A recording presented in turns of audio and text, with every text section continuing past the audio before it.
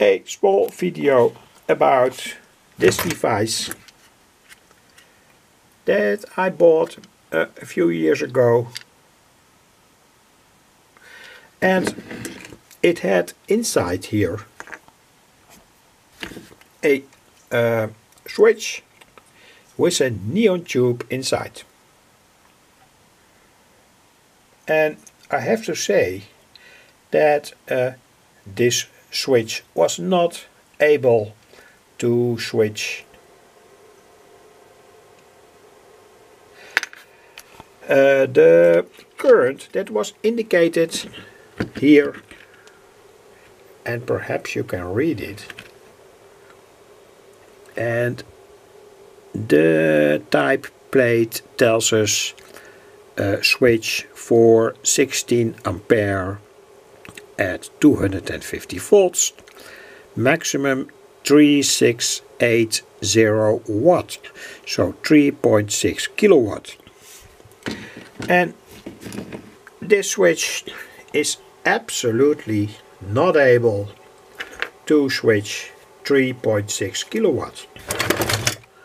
So that's complete nonsense. You see that switch, and here perhaps it's visible, I want to show it, that the contacts here are burnt. They are completely burnt.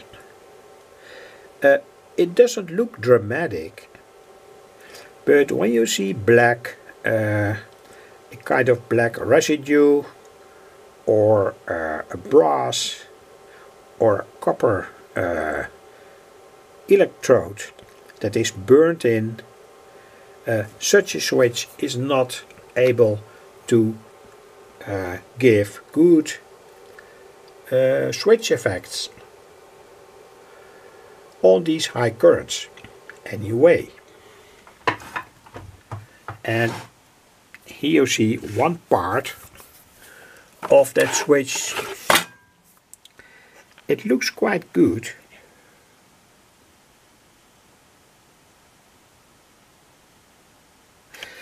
But it doesn't have a good function. So I'm gonna take out this switch. Of course I will leave the neon light that's here. Very interesting neon light. I'm gonna glue that in with silicone kit into this device. And then I have a kind of switch, sorry, not a switch, but only a plug with a neon tube in it here.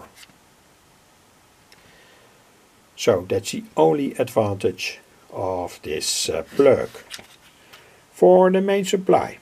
Anyway, you can ask, of course, does this make sense? Well, that's a good question. You don't need a neon tube to indicate that your wall outlet is active. Anyway, it could be that there is a need. For instance, when the wall outlet or the main supply differs during the day, or etc., etc. Anyway, could be a good circuit. Anyway,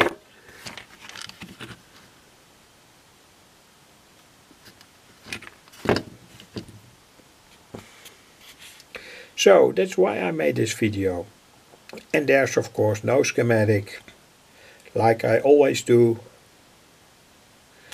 This is so extremely simple